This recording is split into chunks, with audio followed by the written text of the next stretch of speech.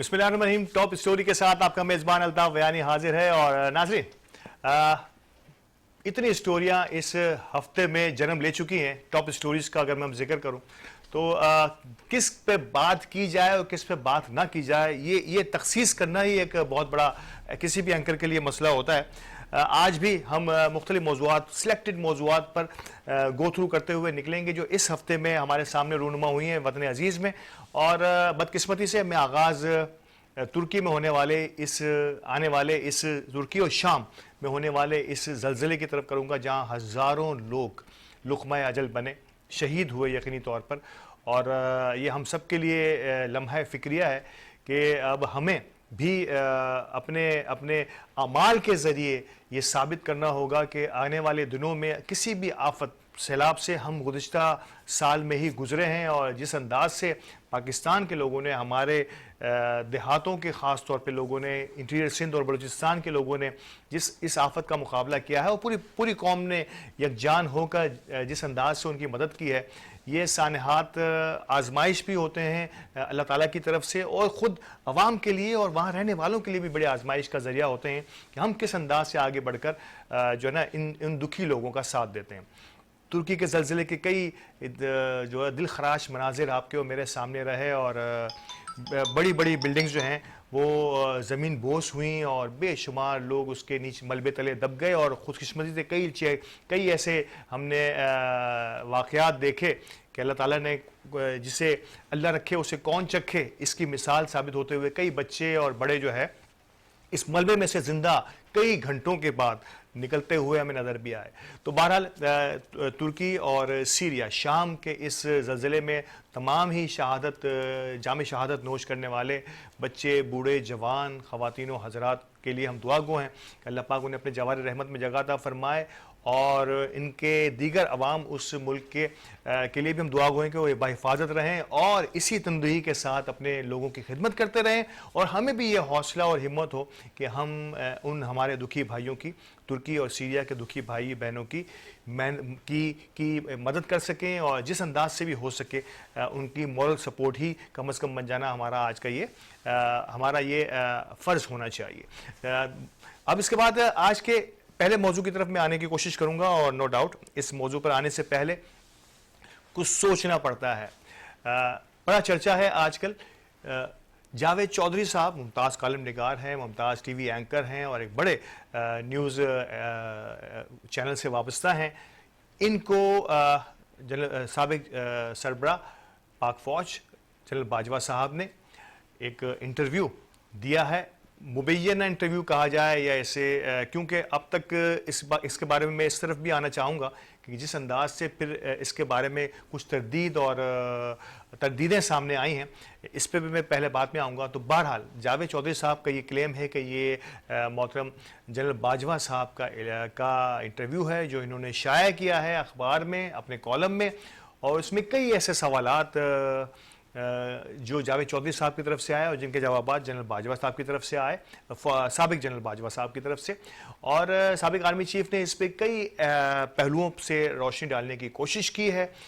बदकिस्मती से हुआ यह है कि कुछ इस तरह का माहौल बनता हुआ मीडिया में महसूस हुआ और सिर्फ एक नहीं कई मीडिया एंकर पर्सन ने इस इंटरव्यू को जो है अपने अंदाज में समझने और देखने की कोशिश की है। और नो डाउट जहाँ इसके बारे में पॉजिटिव और मस्बत राय सामने आई है, वहीं पे मनफी और नेगेटिव इम्पैक्ट भी क्रिएट होता हुआ नज़र आया। ख़ास तौर पे एक बड़ी अहम तरीन बात पर मैं इस बात को कमोबेश ख़त्म करने की कोशिश करूँगा कि इसमें साबिक सरबराह पाकिस्तान आर्मी का ये कहना कि इमरान खान पाकिस्तान के लिए ख़तरा बनते जा रहे थे तो उन्हें हटाना या उन्हें इसकी रशीद से दूर करना।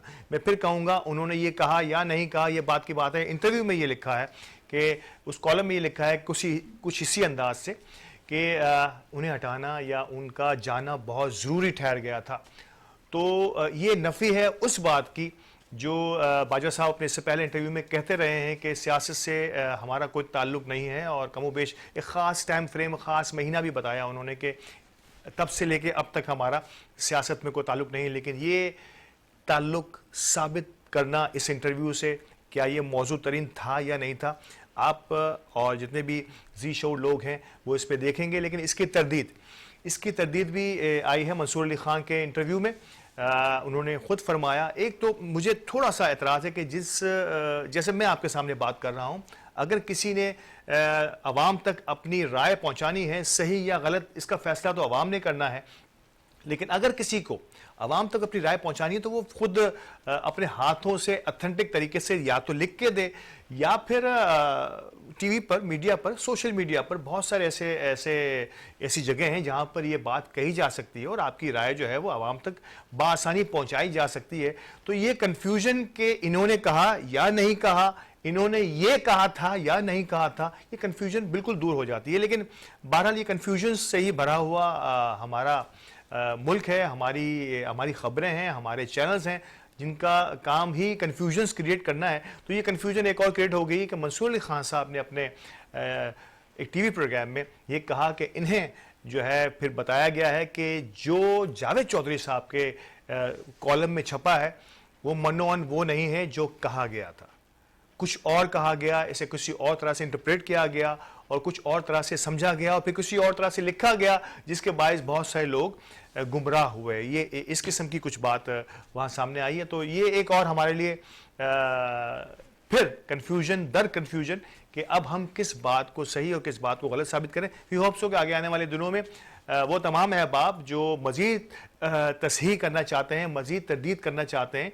वो जो है आला तरीन अरबाब जो हैं वो कैमरे के सामने आके खुद अपने अल्फाज में इसकी तरदीद करेंगे तो शायद ज़्यादा मौसर तरीन होगा और अवाम के जहनों में जो अवाम है वो भी क्लियर हो जाएंगे। तो ये तो ओवरऑल जिस इंटरव्यू की जो बाज़गश्त मीडिया में बहुत सुनी जा रही है और मैं और आप और अवामी सतह पर इसकी पजीराई और फिर कई जगहों पे इस पर तनकीद भी की जा रही है, तो उसका हाल मैंने अपने अल्फाज में, मुख्तसर अल्फाज में बहुत संभल कर आपके सामने पेश कर दी है।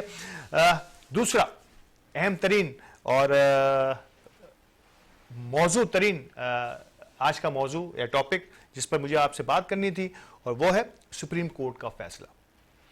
और सुप्रीम कोर्ट के इस फैसले में दूध का दूध और पानी का पानी, जो इलेक्शन के हक में हैं पार्टियां या अजहान, उन्होंने खुले तौर पर इलेक्शन कमीशन के इस फैसले को ये समझा है, सुप्रीम कोर्ट ऑफ पाकिस्तान, माफ़ कीजिएगा, सुप्रीम कोर्ट ऑफ पाकिस्तान के फैसले को ये समझाया है कि supreme court of Pakistan election के लिए दस्तक दे रहा है। सुप्रीम कोर्ट पाकिस्तान ने इलेक्शन कमीशन से ये कह दिया है अपने उस फैसले के अंदर जिसमें कहा गया था, जिसमें असल बात जिस पर आगाज़ हुआ था वो था जो तरामीम की गई नैब के कानून में, उस नैब के कानून में तरामीम के तहत जिन जिन अहबाब और जिन जिन अफराद, जिन जिन इंडिविजुअल्स को मुक्ति मिल गई नैब के केसेस से और उन्हें बरी करना पड़ा या बरी कर दिया गया, उस पर कुछ जमातों ने सुप्रीम कोर्ट में एक अपील दायर की हुई है कि इस कानून को तब्दील करने का हक इस पार्लियामेंट को नहीं हो सकता। इस पर फैसला था और सुप्रीम कोर्ट ने अपने बयानात में और अपने रिमार्क्स में ये बात बड़ी वाज़ेह तौर पे की है कि वाकई उन्होंने कहा कि आज जो हुकूमत मौजूद है, आज जो कभी अरकान असम्बली का हक में मौजूद हैं, वो शायद उनके पास इतनी मॉरल अथॉरिटी नहीं है कि वो इस किस्म के कानून जहां अरबों की करप्शन का सिलसिला हो, वो सही हैं या गलत हैं, सज़ा याफ्ता हैं या गैर सज़ा याफ्ता हैं, कब फैसला कर सके। इसके लिए एक सॉलिड ग्राउंड होना चाहिए था हमारे अरकान असम्बली के पास, और भरा हुआ, जिसे कहते हैं कि कौमी असम्बली का ऐवान जो है वो भरा हुआ होता और उस पर यह फैसला होता कि आया नैब के कवानीन को किस अंदाज से तब्दील किया जाना चाहिए।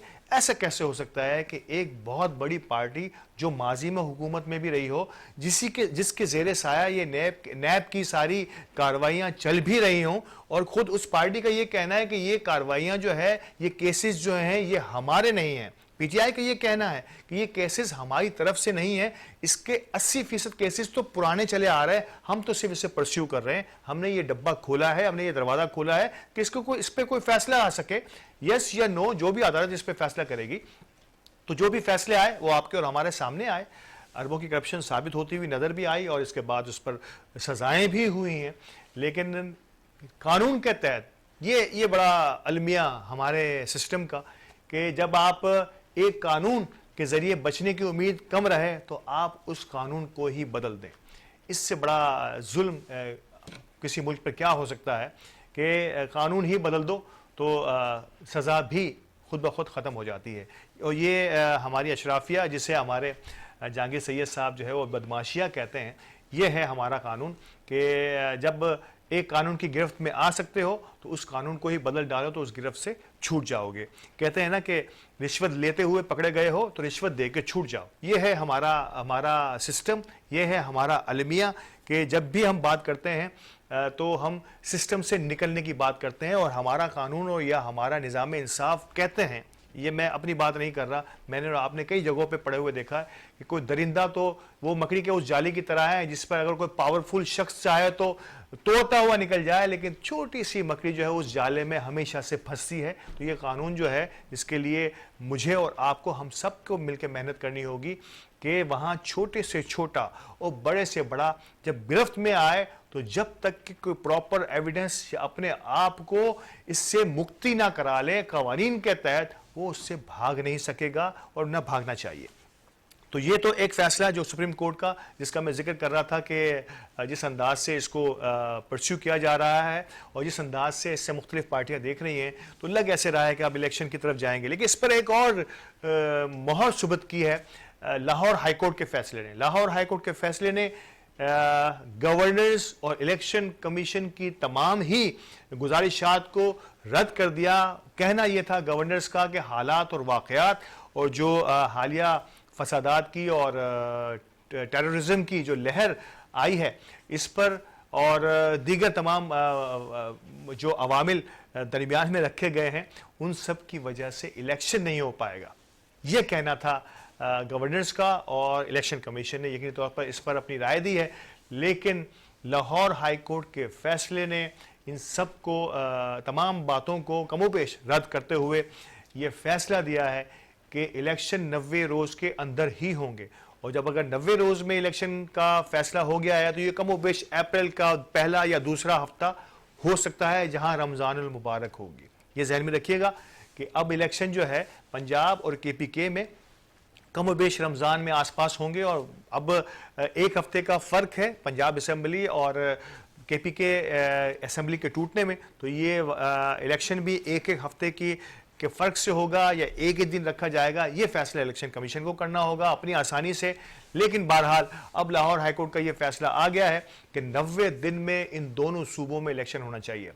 जो इलेक्शन के हक में नहीं हैं पार्टियां या जो इदारे, अब इनकी क्या स्ट्रेटजी होगी ये अब आने वाला वक्त बताएगा कि आया ये, क्योंकि ये आईनी मामला है और आइन में 90 दिनों में इलेक्शन ना कराना आर्टिकल 6 के ज़िम्मे में आता है, यानी कि आइन की खिलाफ वर्जी के ज़िम्मे, आइन को तोड़ने के ज़िम्मे में आता है।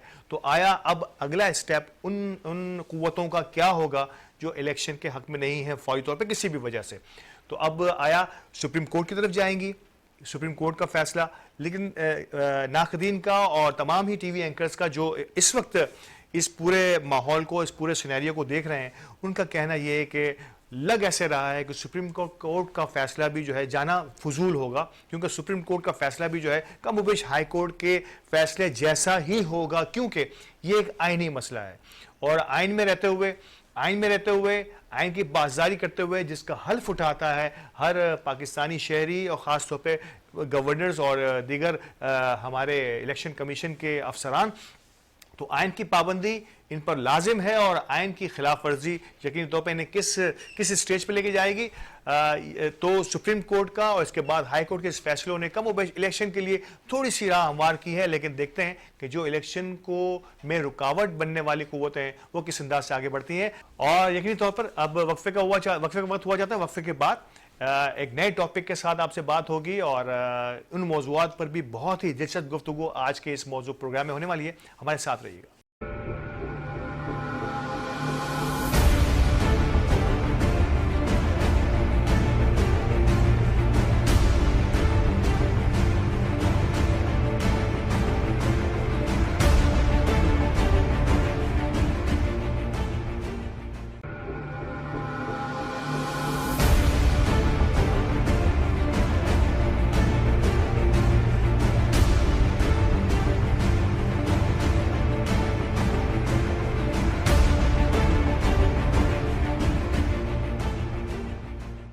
वेलकम बैक नाज़रीन। और वक्फे के बाद आज का अहम तरीन मौजू, ये सिर्फ मेरा ही नहीं, सिर्फ मेरा मसला नहीं है, सिर्फ हमारे चैनल का मसला नहीं है, ये अवामुन्नास का मसला है। महंगाई।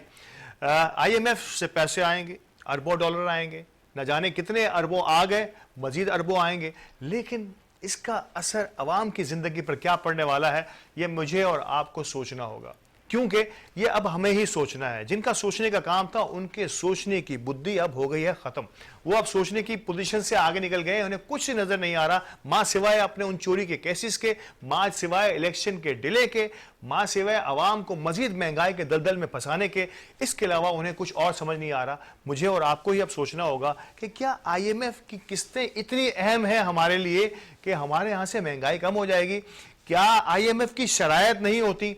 आप एक छोटे से दुकानदार से, आप एक छोटे से इदारे से कोई लोन लेके तो देखिए, आपको अंदाजा हो जाएगा। और यकीनी तौर पे आज तो हमारी कौम इतनी मकरूज हो चुकी है कि शायद इस मरहले से कई खानदान और कई लोग गुजर रहे हैं कि आपको शरायत माननी पड़ती हैं, आपको उनकी शरायत के तहत। बल्कि सम टाइम अगर देखा जाए तो उधार लेने वाला तो जो है वो महंगा खरीदता है, कैश में या पैसे देकर नकद लेने वालों के मुकाबले में वो महंगा खरीदता है, क्योंकि वो उस वक्त दे नहीं पाता। तो जब आम जिंदगी में मैं और आप जिस अंदाज से इस उधार के सिस्टम को, इस लोन लेने देने वालों के नाज नखरे उठाते हैं, तो क्या IMF हमें ऐसे ही छोड़ देगा? जो दुनिया की सबसे बड़ी मॉनिटरिंग फंड है, जो तरक्की पजीर और तरक्की पजीर ममालिक को कर्जा ही इसीलिए देता है कि ये कर्जे के बोझ चले दबता चले जाए, हमारे इंटीरियर और हमारे गांव गोठों को, देहातों के उस मजारे की तरह जो जागीरदार और वडेरे के बोझ तले, कर्जे के बोझ तले दबता चला जाता है और जिंदगी भर उसकी गुलामी करता है। यही हाल उन मुल्कों का और उन तरक्की पजीर ममालिक का होता है जो IMF या ऐसे वो इदारे जो कर्जे देते हैं, वो कर्जे अपनी शराइत पर देते हैं और हम गुलाम दर गुलाम होते चले गए। 70 साल हो गए हमें और आपको आज़ाद हुए। क्या हम आज़ाद हैं? हम अपनी मॉनिटरिंग फंड का, हम अपनी मईशत में आज़ाद हैं, अपने मुआशी फैसले करने में आज़ाद हैं, हमारे सियासी फैसले करने में आज़ाद हैं, हमारे कानूनी फैसले करने में आज़ाद हैं? नहीं। वजह यही है कि जब तक आप और हम इन कर्जों से, इस बदमाशिया से आज़ाद नहीं होंगे, गालिबन हमारा आज़ाद होना सिर्फ आज़ाद होना और 14 अगस्त पे कौमी तराना पढ़ने तक ही आज़ादी होगी, शायद इसके अलावा कोई आज़ादी नहीं। मैं आज़ादी के ख़िलाफ़ नहीं हूँ। आज़ादी एक बहुत बड़ी नेमत है। उन मुल्कों से, उन लोगों से और उन अक़वाम से पूछा जाए जो अब तक आज़ाद नहीं है। अल्लाह का शुक्र है कि हम एक आज़ाद मुल्क में आज़ाद ज़मीन पर सांस लेते हैं। लेकिन ये आज़ादी कैसी है कि आज़ाद होते हुए भी हम आज़ाद नहीं हैं?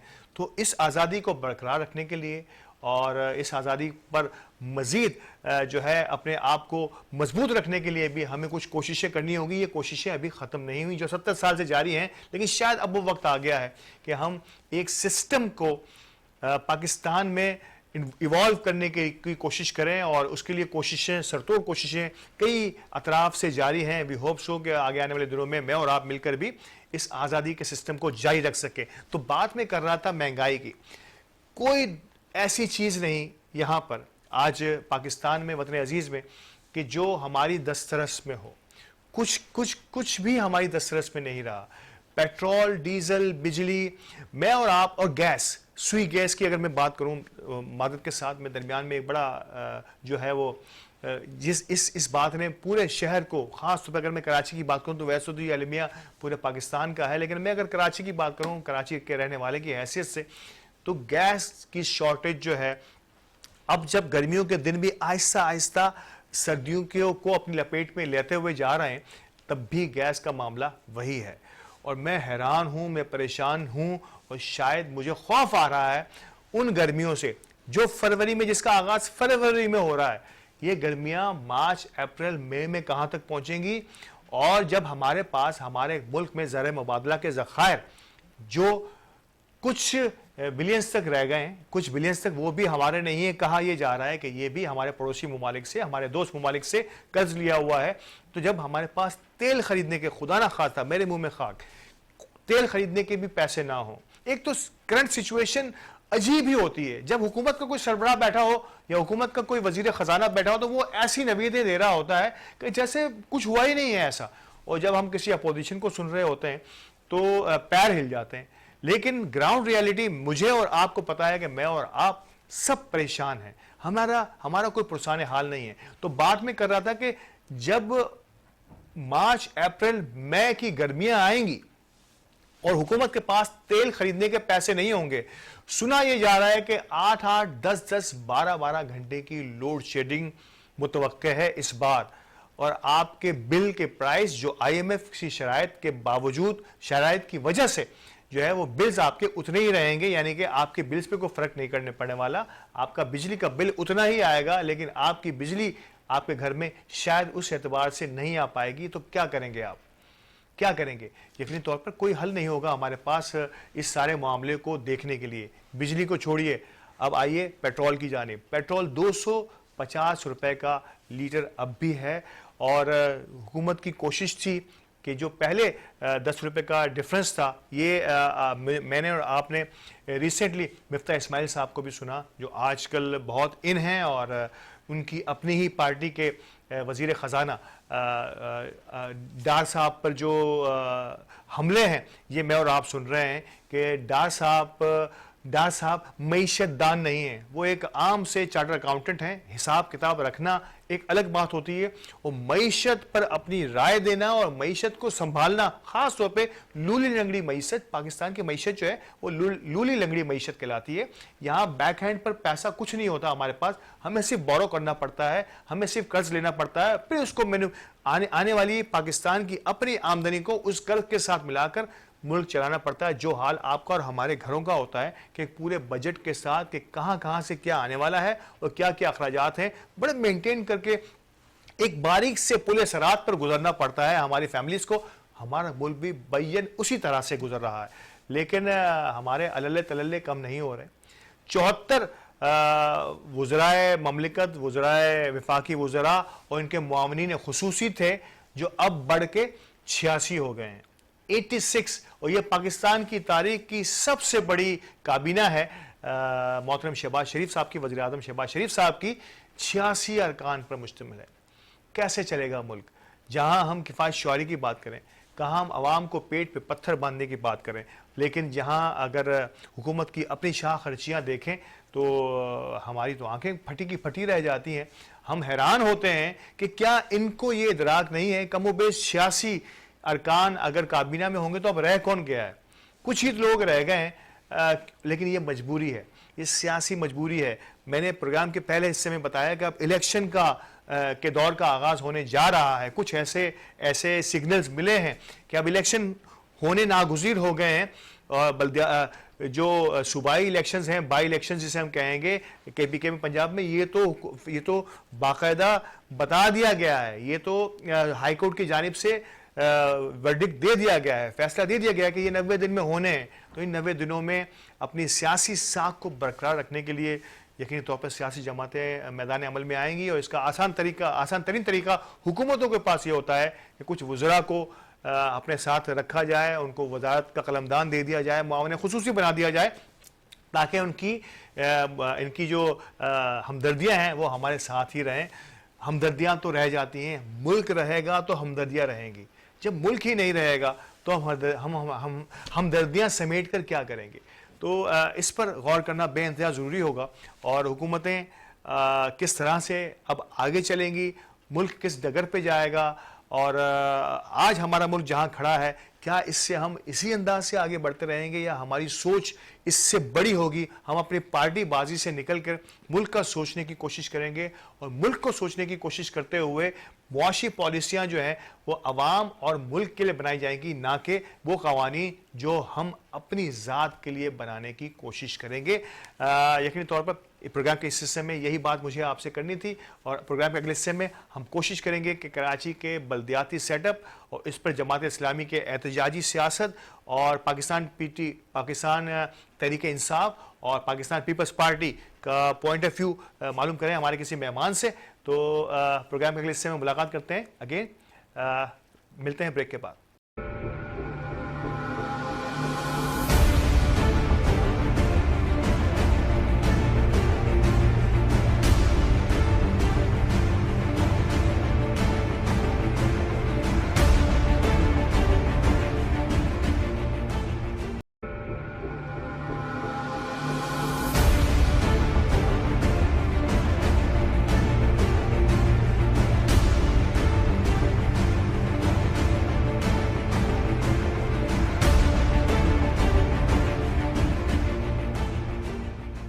वेलकम बैक नाजरीन। वक्फे के इस प्रोग्राम के आखिरी हिस्से में मैंने आपसे कहा था कि कराची के बल्दियाती इलेक्शन पर हम कुछ बात कर जाएं और अब ये ऊंट किस करवट बैठेगा, अजीब सी तशनगी है। पहले इलेक्शन नहीं हो रहा था, खुदा खुदा करके इलेक्शन हुआ, तो अब सेटअप नहीं बन रहा। कुछ समझ नहीं आ रही कि अरबाब इख्तियार क्या चाहते हैं और कराची की असल क़यादत को, जिसको अवाम ने चुना है, उसको क्यों आगे नहीं आने दिया जा रहा और क्यों इस सारे सिस्टम को डिले दर डिले, जिस तरह से जनरल इलेक्शंस पे हो रहा है, इस तरह से बादल ना ख्वास्ता इन्हें इलेक्शन तो कराना पड़ गया, लेकिन अब जिन लोगों के हाथों में ज़माम इक़्तिदार या जिनको अवाम ने मुंतखब किया है, उनको ये काम सौंपा क्यों नहीं जा रहा। तो मेरे साथ general secretary public aid committee Jamaat Islami Mumtaz analyst हैं और मैं और आप इन्हें मुख्तलिफ चैनल्स पर सुनते रहते हैं। नजीब अयूबी साहब हमारे साथ हैं। अस्सलाम वालेकुम सर। वालेकुम सलाम, यानी कैसे हैं आप? बहुत अल्लाह का शुक्र सर, बहुत बहुत शुक्रिया हमें टाइम देने के लिए। नजीब साहब, वही जिसका डर था वही होने जा रहा है कि इलेक्शन तो बदकिस्मती से देर होते होते होते उन्हें कराने ही पड़ गए, क्योंकि अदालत ने हुक्म दे दिया था, वरना अवाम की या दीगर सियासी जमातों की तो कोई सुनवाई नहीं हो रही थी। लेकिन अब इलेक्शन हो गया, रिजल्ट भी आ गया, जैसा भी आया सबने ना चाहते हुए भी इसको कबूल किया, लेकिन अब सेटअप की तरफ कोई जो है वो नहीं पहुंचा जा रहा। क्यों उन लोगों को ये काम सौंपा नहीं जा रहा जिनको अवाम ने मुंतखब किया है? बहुत अच्छा सवाल किया आपने। देखिए, हमने तो इलेक्शन के दिनों में एक हमारा स्लोगन और तराना बहुत मकबूल हुआ था हाफिज साहब का कि हम तुम्हें इलेक्शन से भागने नहीं देंगे, तुम जहां तक भागोगे तुम्हारा पीछा करेंगे। बिल्कुल। तो यही मामला मैं समझता हूँ अब अदालत के साथ, इलेक्शन कमीशन के साथ हमें करना पड़ रहा है। यानी पहले तो जमात की पहचान ये बन गई थी बदकिस्मती से कि हम वोट तो देते हैं लेकिन जमात इस्लामी बाइकाट कर देती है। लेकिन इस दफा हम लोगों को पकड़ पकड़ के ला रहे थे, सियासी जमातों को, कि भाई इलेक्शन में आओ, इलेक्शन में आओ। और क्या पीपल्स पार्टी, क्या पीटीआई और क्या एसडीएम, सब के सब इलेक्शन से भाग रहे थे, राह फरार इख्तियार कर रहे थे। जी। तो बमुश्किल तमाम हमने इस बात पे तो राजी करवा ली। खैर एसडीएम तो भाग गई, उसका कोई चेहरा ही नहीं था, वो किस मुंह से वो चेहरा दिखाते इलेक्शन में। लेकिन ये कि बहरहाल जो भी इलेक्शन हुआ, अब इलेक्शन कमीशन की जिम्मेदारी है कि इस पूरे सेटअप को वो तरतीब दे और जिमनी इलेक्शन जो 11 सीटों पे नहीं हुए हैं, फौरी तौर पे उसका ऐलान करे, ताकि पूरे दुनिया का ये 5वां बड़ा शहर है, बल्कि चौथा बड़ा शहर है कराची, जिसकी आबादी और जिसके तमाम चीजें पूरे पाकिस्तान की ये चला रहा है। इसकी बल्दिया को जब आप उसका इख्तियार नहीं देंगे, उसको मुंतखब सही तरीके से नहीं करवाएंगे, तो पूरी दुनिया में आप अपना क्या चेहरा लेके जा रहे होंगे। तो ये एक तो सवालिया निशान है इलेक्शन कमीशन के लिए भी। हम अभी इस्लामाबाद में थे, जमात इस्लामी की समातें हो रही हैं, दीगर पार्टियों के एहतजाज सुने जा रहे हैं। जमात इस्लामी नंबर 1 पार्टी बन चुकी है, 83 पोजीशन हमारी हैं, 81 पीपल्स पार्टी की हैं, 34 के करीब पीटीआई की सीटें हैं। तो अभी 25 का रिजल्ट और आना है, जिससे जमात इस्लामी 104 पे इंशाल्लाह पहुंच जाएगी। तो इतना बड़ा वाजे मैंडेट ये किस तरीके से दबा रहे, ये दूसरी चीजें तो कर रहे हैं, इनके अलल्ले तलल्ले खत्म नहीं हो रहे। इनके लिए डॉलर का कोई मसला नहीं है, डॉलर का मसला अवाम के लिए। 134 गाड़ियां इन्होंने मंगा ली हैं। अच्छा नजीब साहब, एक सवाल मेरे जहन में दरमियान में कदर कलामी की मैं माफी चाहता हूं कि जिस इलेक्शन कमीशन से आप और हम मिलकर इल्तिजा कर रहे हैं, इस इलेक्शन कमीशन का हम पास्ट में सिर्फ कराची की हद तक भी अगर हम बात करें तो कराची में मजबूरन उन्हें इलेक्शन कराना पड़ा। वो इलेक्शन कराने के लिए किसी तौर भी हक में नहीं थे। और अगर जनरल इलेक्शन की बात करें या हम बाई इलेक्शंस की बात करें तो वहां भी मरकजी और सूबाई सतह पर भी इनका जो चेहरा है वो सबके सामने है। क्या समझते हैं कि हमारा ये कराची का सिर्फ 11 सीटों का एहतजाज जो है ये रंग लाएगा? देखिए, मैं बहुत कॉन्फिडेंट हूँ और अल्हम्दुलिल्लाह मायूसी की बात नहीं है। असल में अब ये वतीरा बन गया है कि भी टेढ़ी उंगली से ही निकले तो निकले, यानी शराफत की बात कोई समझता ही नहीं है। दलाइल की बुनियाद पे लोग बात पसंद ही नहीं करते हैं। हम कब से ये बात कर रहे हैं कि आप इस सेटअप को कीजिए, सबसे पहले कराची की 11 नशिस्तों का शेड्यूल जारी कीजिए ताकि बल्दिया फॉर्म हो सके। बिल्कुल। अभी टाउन नाज़मीन का इंतखाब बाकी है। अभी हमारे जिम्नी इसके अंदर जो काउंसलर और वार्ड काउंसलर ये जीते, इनकी बुनियाद के ऊपर मजीद नशिस्तें आनी है, मखसूस नशिस्तें। तो ये 2 सेटअप के बगैर किस तरीके से मेयर आगे काम करेगा? तो फौरी तौर पे इलेक्शन कमीशन को संजीदा होना पड़ेगा। आज हम धरना दे रहे हैं, बिल्कुल। आज इलेक्शन कमीशन सिंध के बाहर धरना है और मोहतरम हाफिज नईमुर रहमान साहब का कलीदी खिताब है, और मैं समझता हूँ कि इससे इनको होश के नाखून लेने चाहिए और फौरी तौर पे बिल्कुल। कराची का जो मैंडेट है वो देना चाहिए। सर सर सर मैं यहाँ नो डाउट आप बहुत बोल्ड बोलते हैं और आप कोई लगी लिपटी बात नहीं करते। क्या समझते हैं कौन रोक रहा है इस इलेक्शन को और आपकी या कराची की तरक्की को? जनाब, अब बयानी तुमने ऐसी बात करती है, देखो असल बात यह है कि महिला की साजिशें तो कायदे आजम की वफात के दिन से ही शुरू हो गई थी। बिल्कुल। और कायदे आजम की ये महिला की साजिशों के नतीजे में कुछ इदारे और जिनको अपना काम अपने दायरे इख्तियार में रह के करना चाहिए, चाहे वो इलेक्शन कमीशन का इदारा हो या हुकूमतों के दायरे कार में आने वाले इदारे हों, जब ये अपनी चालाकियां और फुर्तियां दिखाते हैं तो अवाम का एतमाद मजरूह होता है। और अब तो वो मकाम आ गया है कि मैं समझता हूँ कि अवाम बजोरे कुव्वत अपने इख्तियारात हासिल करना शुरू कर देंगे। तो मैं समझता हूँ कि उस वक्त से इन्हें डरना चाहिए। नवश्ते दीवार साफ नजर आ रहा है कि अब कराची की जो है ना, इनफ इज इनफ, अब बहुत हो गया। अब इख्तियार जमात इस्लामी को दीजिए, जमात इस्लामी के हाफिज नईमुर रहमान साहब से हलफ उठवाइए ताकि कराची अपनी डगर पे चले। कराची चलेगा तो पाकिस्तान चलेगा। कराची को मार के, कराची को दबा के आप अपना कशकोल दुनिया में लिए घूमते रहेंगे और कुछ भी नहीं होगा। तो मैं ये कहता हूँ कि अरबाब इख्तियार को महिलाती साजिशों से बाज रहना चाहिए और जो अवाम ने मैंडेट दिया है उसे तस्लीम। इसमें कोई दो राय नहीं, इसमें कोई दो राय नहीं कि कराची चलेगा तो पाकिस्तान चलेगा। और नो डाउट बदकिस्मती से कराची जिस हाल में आज है, सर इस वक्त का जो सेटअप है, इस वक्त का जो रिजल्ट है, जो इक्वेशंस चल रही हैं आपके और हमारे सामने जो हैं, ये बता रहा है कि जमात इस्लामी को यकीनी तौर पर किसी और पार्टी के साथ मिलना पड़ेगा। क्या आप कॉन्फिडेंट हैं कि ये सिचुएशन अब आगे आने वाले जो 11 सीटें आप कह रहे हैं, कुछ रिजल्ट जो रोके हुए हैं, उसके बाद ये तब्दील हो जाएगी, या अगर जरूरत पड़ी तो जमात इस्लामी का ने क्या सोचा हुआ है? देखिए, जमात इस्लामी का बयानिया बहुत वाज़ेह है, बहुत क्लियर है। और पहली तो मैं ये वजाहत कर दूं कि 25 सीटों के जो नताइज रोके हुए हैं, ये इंशाल्लाह हम समझते हैं कि 22 फरवरी को ये नताइज भी आ जाएंगे। तो जमात इस्लामी की 104 सीटें हो जाएंगी। 110 सीटों की हमें जरूरत है मेयर और डिप्टी मेयर लाने के लिए। तो जमात इस्लामी से ये ना पूछा जाए कि वो किसके साथ मिलेगी, ये सवाल तो दूसरी जमातों से पूछा जाना चाहिए कि वो जमात इस्लामी के साथ कौन सी पार्टी मिलके अपने लिए अपना हिस्सा तय करवाएगी। तो हमारे लिए कोई मसला नहीं है, हम सबको ऑन बोर्ड रखना चाहते हैं। इसलिए कि कराची के अंदर जितनी भी आइडेंटिटीज काम कर रही हैं, पॉलिटिकल आइडेंटिटीज, उनको एक पेज पे रख के हम कराची की तरक्की और बहबूद और कराची को रीबिल्ड करने का काम करना चाहते हैं। लिहाजा हमारे दरवाजे सबके लिए खुले हुए हैं।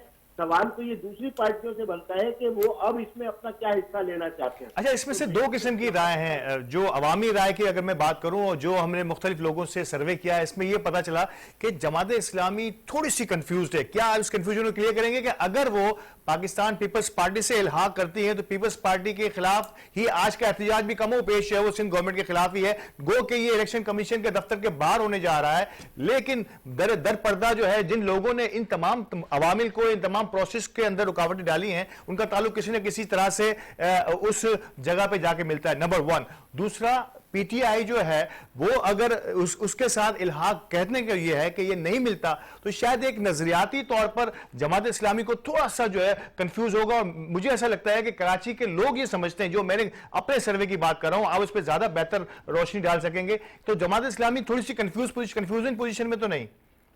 नहीं, आपका सवाल कंफ्यूज की तरफ ले जा रहा है। पार्टी बड़ी यस्सू है बयानी, और हमने ये सवाल अवाम के तर्जुमानी करते हुए ही रखा है कि अवाम ने हमें वोट दिया है कराची की बेहतरी के लिए, कराची को आगे बढ़ाने और रीबिल्ड करने के लिए। हमारी लड़ाई किसी सियासी जमात से जाती बुनियाद पे कोई लड़ाई नहीं है, ठीक है। लेकिन जो कराची के हुकूक को गजब कर रहे हैं, हमारी लड़ाई उन मसाइल से है और उन अनासिर से है। तो अब तो पीपल्स पार्टी के अंदर ही 2 ग्रुप बन गए हैं। एक ग्रुप ये कहता है कि जमात इस्लामी के साथ जैसे माजी में हुआ हाथ मिला लेना चाहिए। अब ये सईद गनी साहब की जो है वो सियासी एडवेंचर जो है वो उनको मेरा ख्याल है कि मुश्किल में डालेगा। कि अवामी राय एक तरफ है बिल्कुल। और सईद अली साहब एडवेंचर कर रहे हैं, तो पार्टी के उनके संजीदा हल्के जो है तो वो भी अब ये ऐतराज उठाने लगे हैं उनपे कि ऐसा ना करो और कोई रास्ता निकालो। अब पीटीआई की जहां तक बात है, जी, जी। पीटीआई का कोई जिम्मेदार 4-5 धड़ों में तो वो लोग वैसे ही बटे हुए हैं बिल्कुल। और कोई जिम्मेदार ये बात नहीं कि हमें लिख के दे पा सकता। मैं ये समझता हूँ कितने लोग अंडर द टेबल चले जाएंगे किसी और पार्टी के साथ। अब देखिए ना, सैनिक के इलेक्शन में बलोचिस्तान में क्या हुआ, बिल्कुल। या ये कि कराची कैंटोनमेंट इलेक्शन के अंदर जहाँ 7 सीटें पीटीआई की थी, पीपल्स पार्टी की सिर्फ 1 सीट थी और जमात इस्लामी की 3 सीटें थी। तो ये पीटीआई के साथ उम्मीदवार जो है वो पीपल्स पार्टी के साथ मिल गए अचानक, और पीपल्स पार्टी की 1 सीट के ऊपर चेयरमैन बन गया कैंटोनमेंट के अंदर, ठीक है ना। तो अब आप ये देखिए कि ये लोग तो इतने बेएतबार किस्म के सियासी दोस्त हैं माजरत के साथ, कि किस तरीके से कोई लिख के गारंटी कोई देगा तो शायद कोई बात हो सकती है, लेकिन हमारे दरवाजे सबके लिए खुले हैं। ग्रेट, बिल्कुल सही। मैं समझ गया, आपका पॉइंट ऑफ व्यू भी आ गया। बहुत बहुत शुक्रिया, अगेन एंड अगेन बहुत शुक्रिया नजीब अयूबी साहब हमारे साथ रहने के लिए। नाज़रीन, हमने कराची के बल्दियाती इलेक्शन की अब तक की सूरत हाल से आपको आगाह किया। इंतहाई जिम्मेदार तरीन रहनुमा जमात इस्लामी के हमारे साथ थे। उन्होंने बड़ी वसूख के साथ ये बात कही है कि अब भी हमारे दरवाजे तमाम ही जमातों के लिए खुले हुए हैं और कराची की तरक्की के लिए और कराची को और रोशनियों का शहर जो हुआ करता था माजी में, ये बनाने के लिए जमात इस्लामी को जो भी कदम उठाना पड़ा अवामी फलाह में वो उसे उठाएंगे। और यकीनी तौर पर यह बड़ी खुशाइंद बात है कि जमात इस्लामी ने अब तक अपने दरवाजे खुले रखे हैं, लेकिन उन्होंने इस तशवीश का इजहार भी किया पीटीआई के पीटीआई के नुमाइंदों की तरफ कि इनका कोई भरोसा नहीं होता। उन्हें अनट्रस्ट का जिक्र किया पीटीआई पर, और पीपल्स पार्टी के जो धड़े इनके सामने आए होंगे अंदरून खाना, उस पर भी उन्होंने अपनी रोशनी डाली है। नाज़रीन, प्रोग्राम का वक्त खत्म होता है और मुझे उम्मीद है कि आज के प्रोग्राम और आज के टॉपिक्स आपको पसंद आए होंगे। अगले प्रोग्राम तक के लिए इजाजत दीजिए। अल्लाह निगहबान।